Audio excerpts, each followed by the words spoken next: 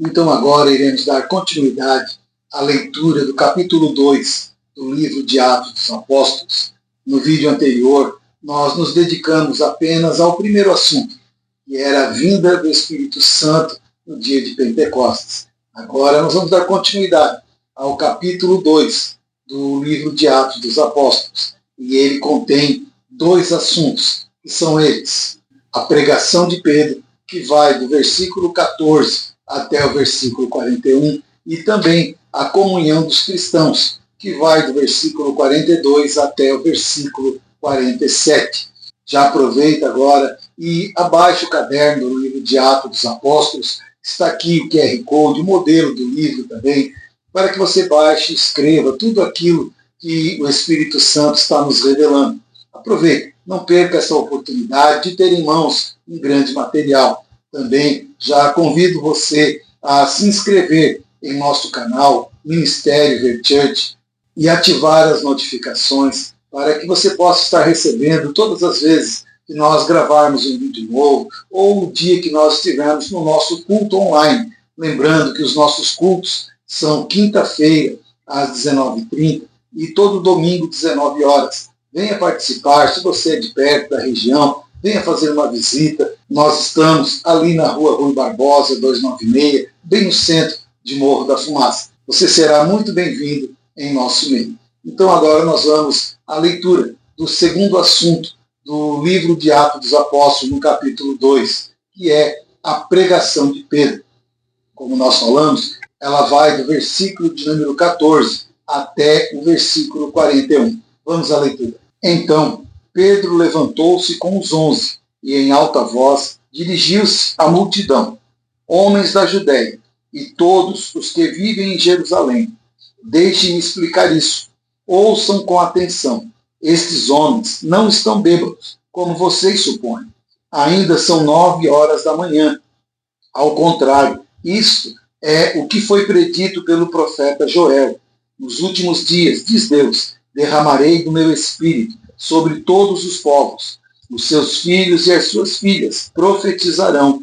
Os jovens terão visões. Os velhos terão sonhos. Sobre os meus servos e as minhas servas derramarei o do meu espírito naqueles dias, e eles profetizarão. Mostrarei maravilhas em cima no céu e sinais embaixo na terra: sangue, fogo e nuvens de fumaça. O sol se tornará em trevas e a lua em sangue, antes que venha o grande e glorioso dia do Senhor, e todo aquele que invocar o nome do Senhor será salvo.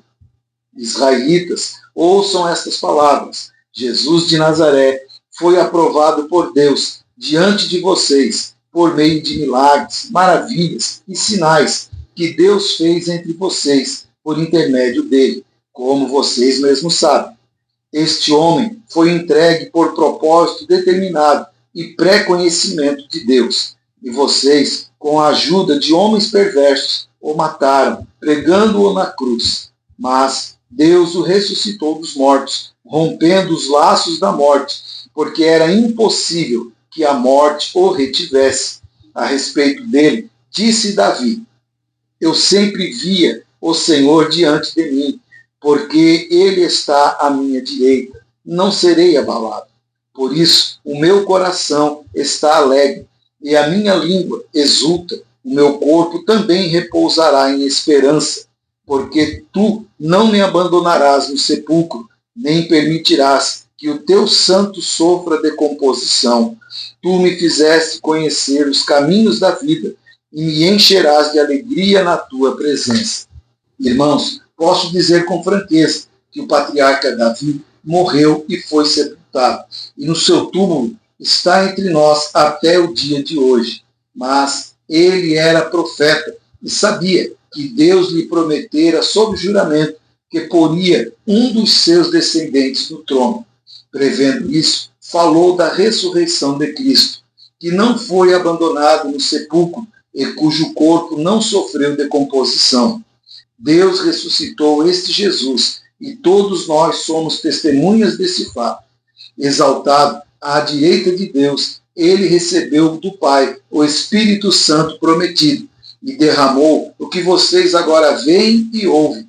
pois Davi não subiu aos céus, mas ele mesmo declarou: o Senhor disse ao meu Senhor: senta-te à minha direita, até que eu ponha os teus inimigos como estrado para os teus pés. Portanto, que todo Israel fique certo disso. Esse Jesus, a quem vocês crucificaram, Deus o fez Senhor e Cristo. Quando ouviram isso, ficaram aflitos em seu coração e perguntaram a Pedro e aos outros apóstolos: irmãos, o que faremos? Pedro respondeu: arrependam-se e cada um de vocês seja batizado em nome de Jesus Cristo para perdão dos seus pecados e receberão o dom do Espírito Santo, pois a promessa é para vocês e para os seus filhos e para todos os que estão longe, para todos quantos o Senhor, o nosso Deus, chamar. Com muitas outras palavras, os advertia e insistia com eles: salve-se dessa geração corrompida. Os que aceitaram a mensagem foram batizados, e naquele dia houve um acréscimo de cerca de 3.000 pessoas. Já vemos aqui no versículo de número 14 a grande transformação que o Espírito Santo realizou na vida de Pedro. Pedro, um homem sem estudo, um homem com medo dos judeus, medo dos homens, do que fariam com eles, se fizeram o que fizeram com o Mestre, com Jesus, imagina com eles. Isso foi motivo de medo, de amedrontamento, e eles agora transformados pelo Espírito Santo. Olha só o que o Espírito Santo faz. Ele transforma, ele dá coragem, ele dá ousadia, ele dá intrepidez, ele coloca palavras em nossa boca. E assim como ele fez esta grande obra na vida de Pedro, trazendo essa transformação para Pedro, eu quero dizer que hoje ainda ele faz a mesma obra na vida de cada um de nós. Quando o Espírito Santo ele entra em nós, ele habita em nós, ele faz essa grande transformação. Ele nos faz de homens medrosos, homens desencorajados, homens valentes, homens ousados, homens destemidos, homens pregadores do Evangelho.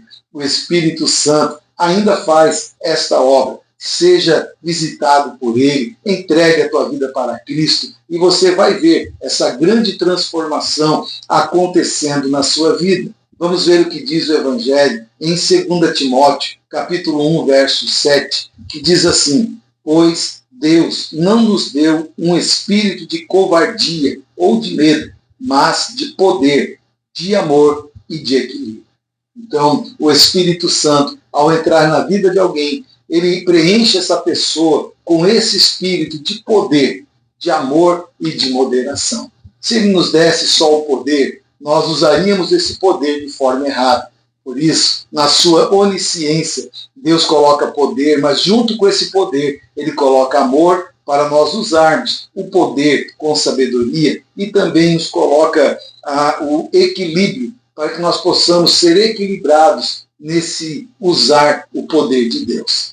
Então agora Pedro, transformado pelo Espírito Santo, ele faz a sua primeira pregação sem a presença de Jesus. E nessa primeira pregação, diz a Bíblia que o resultado dela é a conversão de 3.000 almas. 3.000 pessoas se converteram ao Evangelho por causa da ousadia, intrepidez, da sabedoria que o Espírito Santo deu a Pedro após Pedro receber o Espírito Santo. Eu vejo aqui no capítulo 2 o início do crescimento da igreja cristã. E esse crescimento, ele tem marcas bem claras, marcas bem definidas, que são elas. A comunhão, em primeiro lugar, eles eram unidos. Tem também o ensino dos apóstolos, que não é baseado em nada mais, nada menos do que os ensinos de Jesus, somente os ensinos de Jesus. Também tem a partilha de bens entre eles e, por último, a oração. São marcas bem claras do início do crescimento da Igreja de Cristo. O texto vai nos relatar aqui a reação daquele povo ao ouvir a mensagem, ao ouvir a palavra. Queridos, todas as vezes que nós ouvirmos a palavra de Deus, a própria palavra, ela vai gerar em nós reações. A palavra de Deus, sendo ministrada, ela vai exigir de nós uma resposta. Todas as vezes que você ouvir o Evangelho, esse Evangelho vai exigir de você uma resposta. Por isso, é importante nós estarmos atentos ao ouvirmos a palavra de Deus. Vamos ver o que diz os Salmos de número 119, verso 18. Abre os meus olhos para que eu veja as maravilhas da tua lei. Então o próprio salmista diz, abre os meus olhos, abre o meu entendimento, abre os meus ouvidos, abre o meu coração, para que eu possa ver as maravilhas da tua lei. Então a palavra de Deus, ela nos traz mensagens maravilhosas, mensagens que mudam, mensagens que transformam. E é preciso que nós venhamos abrir os nossos olhos, como diz o texto, abra os meus olhos, ou seja, que eu possa entender a grandeza da palavra de Deus. A maneira como recebemos a palavra são basicamente duas maneiras que nós reagimos ao ouvir a palavra de Deus. A primeira maneira é a aceitação obediente. É quando eu ouço a palavra, eu aceito ela e obedeço. Essa primeira aceitação, ela vai gerar em nós uma fé e uma transformação. Quando eu ouço a palavra, eu aceito a palavra, obedeço a palavra, vai gerar em mim uma grande fé e também esta fé vai fazer uma grande transformação na minha caminhada. A segunda maneira é a rejeição e a indiferença. Quantas pessoas têm ouvido o Evangelho e têm rejeitado a palavra de Deus? Têm rejeitado, não têm crido, têm feito indiferença ao ouvir a palavra de Deus. Isso nos mostra, isso é um retrato, nos revela como está o coração dessa pessoa. Lembra a parábola do semeador?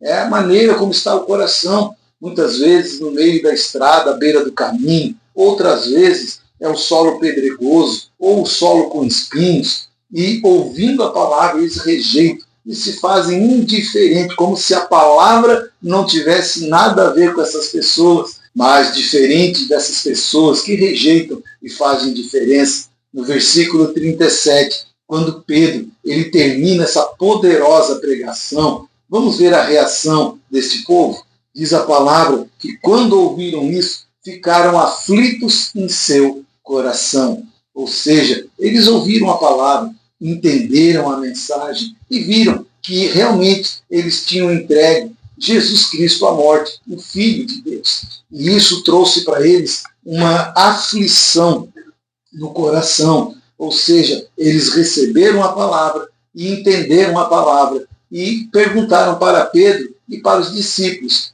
e agora, o que faremos? Essa tem sido uma grande pergunta. E agora, o que faremos?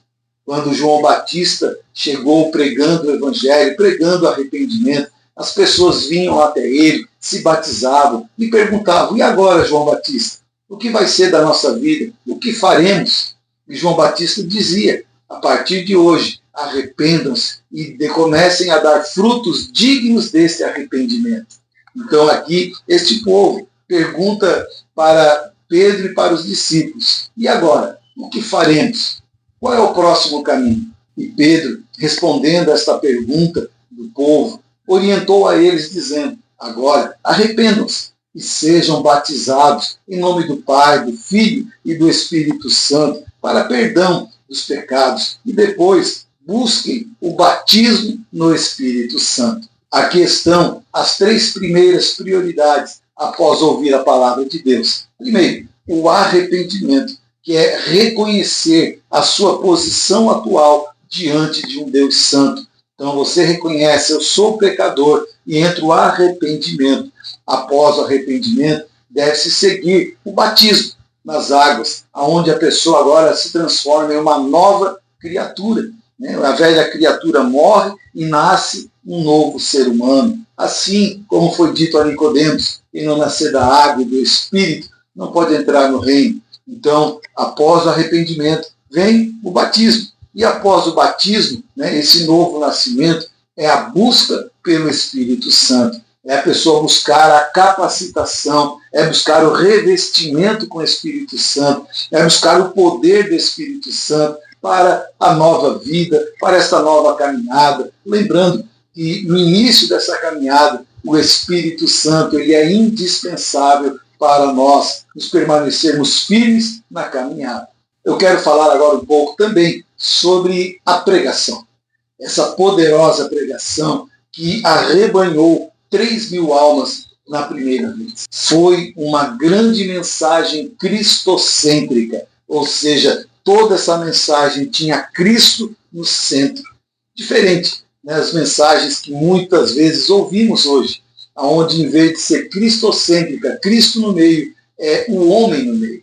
Tudo em volta do homem, tudo em prol do homem, tudo para a felicidade do homem, tudo para que o homem se agrade. Essa mensagem hoje, antropocêntrica, é uma mensagem onde o homem está no centro. Mas a mensagem de Pedro, a primeira mensagem pregada em Atos, é cristocêntrica, ou seja, Cristo no centro da mensagem. Após capturar a atenção do povo, respondendo à pergunta se eles estavam bêbados ou não, Pedro, ele agora começa a falar sobre a pessoa e a obra de Jesus de Nazaré. E essa mensagem, ela pode ser dividida em 4 tópicos, que nós vamos passar aqui rapidamente para você ver o teor dessa mensagem. O primeiro tópico dessa mensagem é a vida e o ministério de Jesus Cristo. Está no versículo de número 22. Israelitas, ouçam essas palavras. Jesus de Nazaré foi aprovado por Deus diante de vocês por meio de milagres, maravilhas e sinais que Deus fez entre vocês por intermédio dele, como vocês mesmos sabem. Ou seja, Pedro, ele lembra o povo do ministério de Jesus, que ele veio e estava no meio deles, fazendo sinais, maravilhas, um novo ensinamento. Então Pedro, ele fala primeiramente sobre a vida e o ministério de Jesus Cristo. Segundo tópico, ele vai falar sobre a morte de Jesus, no versículo de número 23, e diz: e este homem foi entregue por propósito determinado e pré-conhecimento de Deus. E vocês, com a ajuda de homens perversos, o mataram, pregando-o numa cruz. Pedro agora explica que a morte de Jesus Cristo não foi um acidente, não pegou Deus de surpresa. Diz aqui nesse texto que já estava determinado, já estava preparado que Cristo morresse na cruz do Calvário. E Pedro ainda diz mais: e vocês foram colaboradores desta obra, levando ele até a cruz, cumprindo o seu propósito. O terceiro tópico da mensagem de Pedro, que é a ressurreição de Cristo, está no versículo de número 24. Vamos ver. Mas Deus o ressuscitou dos mortos, rompendo os laços da morte, porque era impossível que a morte o retivesse. Pedro deixa bem claro que Cristo morreu, mas ressuscitou. Ele comenta sobre Davi, que os seus restos mortais ainda estão na tumba, mas o de Cristo não está mais. O túmulo está vazio, dizendo ainda mais que era impossível que a terra o retesse, o segurasse, porque maior é a vontade de Deus. E o quarto e último tópico da mensagem de Pedro é a exaltação e a ascensão de Jesus, que vai do verso 33 até o verso 36. Vamos ver? Exaltado à direita de Deus, ele recebeu do Pai o Espírito Santo prometido e derramou o que vocês agora veem e ouvem. Pois Davi não subiu aos céus, mas ele mesmo declarou: o Senhor disse ao meu Senhor: senta-te à minha direita, até que eu ponha os teus inimigos como estrado dos teus pés. Portanto, de todo Israel, fique certo disso. Este Jesus, a quem vocês crucificaram, Deus o fez Senhor e Cristo. Então essa pregação termina com a grande vitória de Cristo. Cumpriu a sua promessa, cumpriu a sua missão. Ele morreu, ascendeu aos céus, foi glorificado pelo Pai e enviou o Espírito Santo, qual os capacitou para que essa mensagem fosse proclamada. A pregação de Pedro em Atos 2 não foi apenas um discurso histórico, mas esta pregação foi a fagulha que incendiou a história da humanidade. E eu quero lembrar você que hoje a mensagem não mudou. A mensagem ainda é a mesma. O Espírito Santo também ainda é o mesmo. E a necessidade da humanidade também continua sendo a mesma. O que precisa acontecer hoje é que Pedros se levantem para pregar esse evangelho. Cheguem de massagear egos de homens e venham pregar o genuíno evangelho. Eu quero abrir aqui um parênteses para falar para você que a nossa igreja, Ministério The Church, ela foi dada com essa visão. Deus, ele falou ao meu coração, dando o nome, a direção desse ministério. Deus deixou bem claro para mim, vivendo o evangelho do reino. Ou seja, pregando o verdadeiro evangelho, vivendo o verdadeiro evangelho. Ou seja, as pregações, os ensinos, elas são cristocêntricos, eles são baseados somente no evangelho, na palavra e vida de Jesus Cristo. E você venha então participar dos nossos cultos e venha realmente ouvir uma pregação cristocêntrica, onde Jesus é o centro da pregação. Voltando então aqui ao nosso estudo, o que nós precisamos hoje é ser como Pedro. Voltarmos a ser como Pedro, voltar a ser como os primeiros discípulos, ou seja, sermos corajosos na proclamação do Evangelho. É não ter medo de pregar contra o pecado, de denunciar o pecado, de combater o erro, é ter essa coragem de proclamar o Evangelho. E também ser fiel à Escritura, é ser fiéis à palavra de Deus, não distorcendo a palavra, não ajeitando a palavra para confortar pessoas, para massagear pecados. Não, é ser fiel à palavra. A palavra diz que é sim, sim e não, não. O que vem além disso é do maligno. E também sermos dependentes do Espírito Santo. Hoje temos visto muitas pessoas dependendo da sua sabedoria, dependendo do seu conhecimento, dependendo até de IAs, redes sociais. Então, querido, seja dependente do Espírito Santo. Pedro não tinha outra fonte de ensino a não ser o Espírito Santo. Precisamos voltar a essa raiz, ler a Bíblia, buscar direção do Espírito Santo, inspiração do Espírito Santo, para pregarmos ousadamente o Evangelho. E por último, sermos apaixonados por almas, apaixonados por vidas, apaixonados por ver almas descendo as águas do batismo, se entregando ao nosso Senhor e Salvador Jesus Cristo. A promessa do versículo 21 ainda é válida. Todo aquele que invocar o nome do Senhor será salvo. Essa promessa, queridos, ainda está de pé. Que nós venhamos ser cheios do Espírito Santo e voltarmos a pregar com ousadia, com coragem, com determinação, fiel à Escritura. Assim, nós vamos ver almas sendo batizadas, almas sendo salvas para a glória do nosso Deus. Essa promessa é maravilhosa. Essa do versículo 21, que todo aquele que invocar o nome do Senhor será salvo. Assim nós terminamos esse segundo assunto, que é a pregação de Pedro. Teríamos muito mais coisas para estarmos relatando aqui, mas eu quero me deter apenas a essas revelações. Baixe o caderno, já está aqui o QR Code para você baixar e não perder nada, anotar tudo aquilo que nós estamos falando.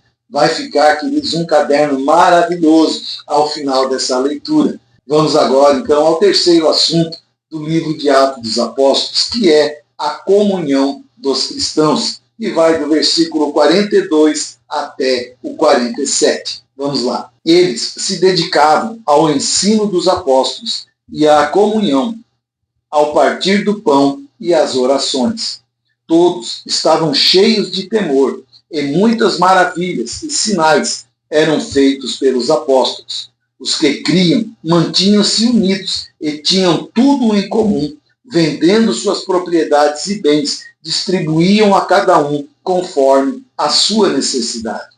Todos os dias continuavam a reunir-se no pátio do templo, partiam o pão em casa e juntos participavam das refeições, com alegria e sinceridade de coração, louvando a Deus e tendo a simpatia de todo o povo.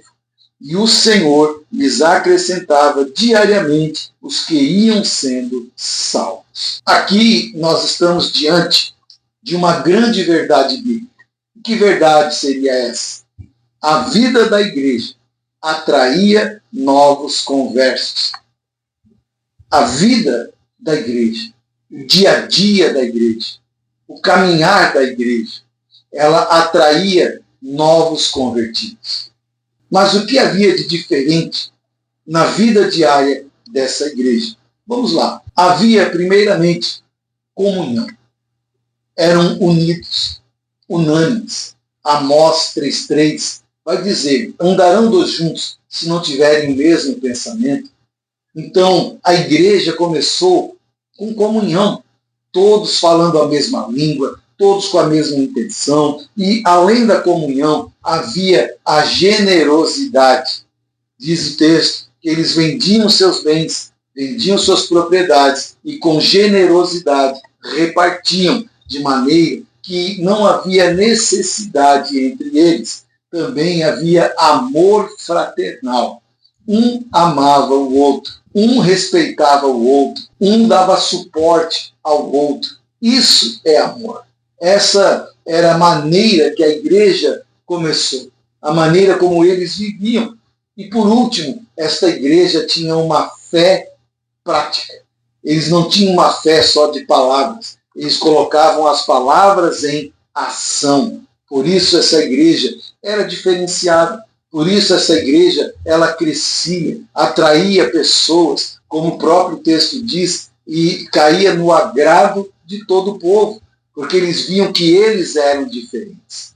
Hoje, nós precisamos ser mais igreja, precisamos ser mais diferentes, precisamos chamar a atenção do povo. E, infelizmente, muitos estão chamando a atenção do povo, mas de maneira negativa.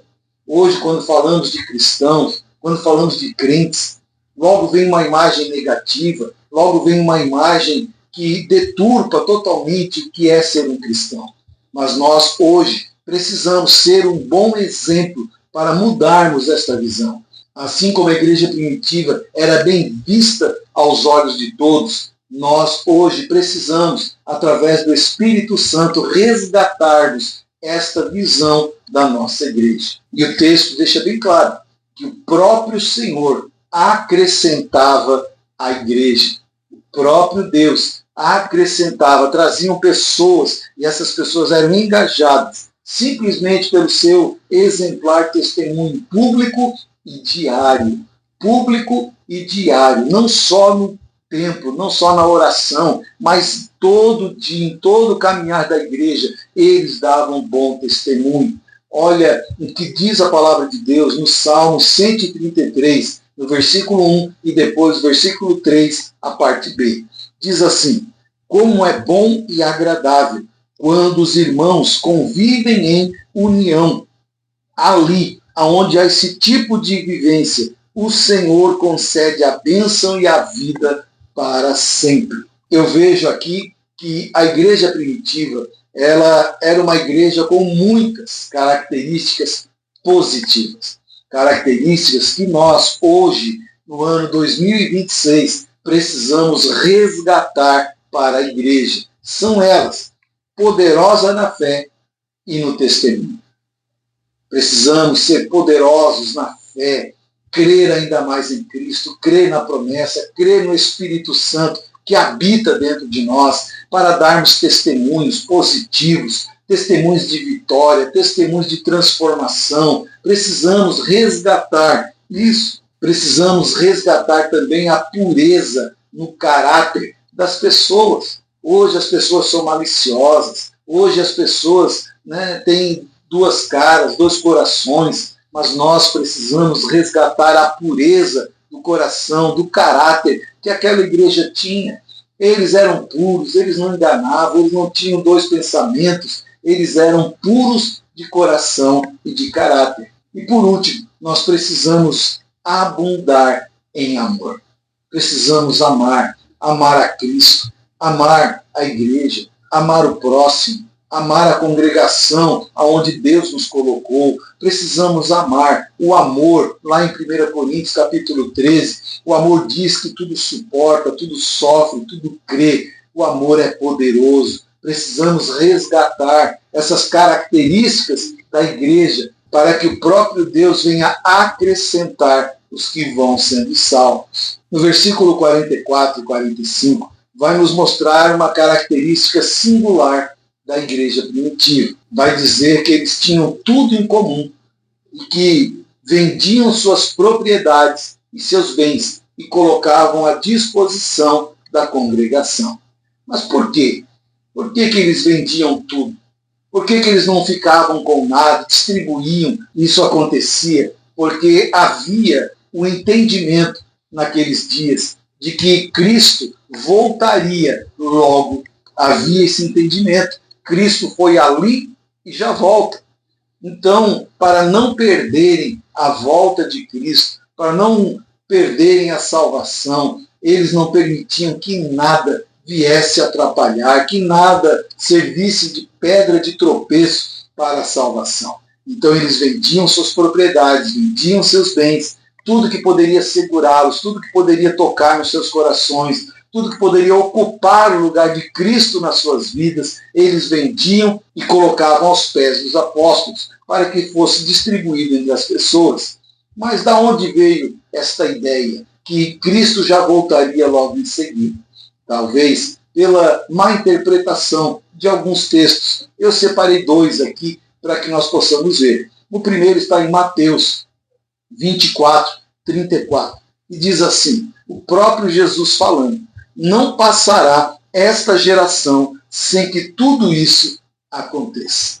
Então, ao ouvirem isso, eles falaram, poxa, então não vai passar a nossa geração. Jesus vai voltar antes de eu morrer. Então temos que vender, temos que estar preparados, vigilantes. Então essa já era uma má interpretação que levava eles a ter esse pensamento. Outro texto é Mateus 16, 28, que diz, garanto a vocês que alguns do que aqui se acham não experimentarão a morte antes de verem o Filho do Homem vindo em seu reino. Então o próprio Jesus deixou declarações que, mal interpretadas, elas faziam entender que Cristo foi ali e já volta. Então, para não perderem a volta de Cristo, para não perderem a sua salvação, eles não deixavam que nada viesse atrapalhar esse grande dia. Claro que nós sabemos hoje que não era aquela geração, que Jesus falava de uma geração futura, que não era naqueles dias. Mas é interessante nós anotarmos e prestarmos atenção na atitude, na reverência, no temor, para não perder a salvação. Então precisamos ter o mesmo cuidado de não deixar que nada e ninguém venha atrapalhar a nossa espera da volta de Jesus. Nada pode ocupar o lugar dele no nosso coração.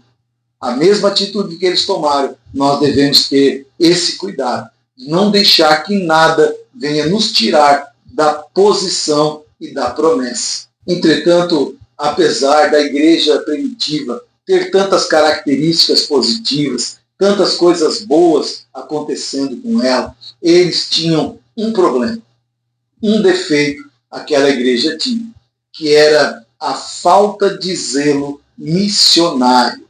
Eles decidiram ficarem fechados, ficarem unidos ali em Jerusalém. Eles não queriam se espalhar. Lembra Atos 1:8, onde diz que seria em Jerusalém, Judéia, Samaria e até os confins da terra. Era a vontade de Deus, mas eles estavam tão unidos, eles estavam tão fechados entre eles, estava dando tudo tão bem, tudo tão bom, que eles esqueceram de cumprir essa palavra. E entrou no coração deles a falta de zelo missionário, o desejo de ir e pregar o evangelho a toda criatura. Por isso, foi necessário que surgisse uma severa perseguição à igreja. O próprio Deus permitiu que essa perseguição chegasse para que eles pudessem se dispersar e o evangelho ser pregado a toda criatura. Esse assunto da perseguição, dessa severa perseguição, do espalhar da igreja, nós veremos daqui a pouco nos próximos capítulos. Fique aí, não perca os próximos capítulos. Por isso, eu já te convido, se inscreva em nosso canal, ative as notificações para que você seja lembrado e avisado pelo YouTube todas as vezes que nós colocarmos vídeo novo em nosso canal. Então já baixe o caderno, aqui está o QR Code, aqui está o modelo, já baixe, já anote e fique preparado toda terça-feira, 8 horas da manhã, vídeo novo, capítulo novo, para você estar anotando e aprendendo mais sobre a igreja primitiva, a igreja cristã, a nossa igreja. Assim terminamos a leitura do capítulo 2 do livro de Atos dos Apóstolos. Que Deus te abençoe, que Deus te fortaleça. Inscreva-se no canal, ative as notificações, deixe um like, deixe uma mensagem para nós vermos como você está recebendo a palavra. Faça-nos uma visita toda quinta, todo domingo, aqui em Morro da Fumaça. O endereço está aqui embaixo. Você será muito bem-vindo em nome de Jesus. Até o próximo vídeo.